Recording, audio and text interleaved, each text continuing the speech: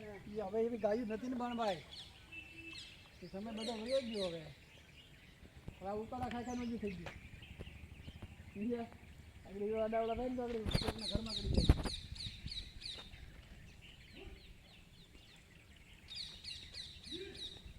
ભાઈ કોણ દીકરા ધીરુભાઈ ભીલ ઓળખો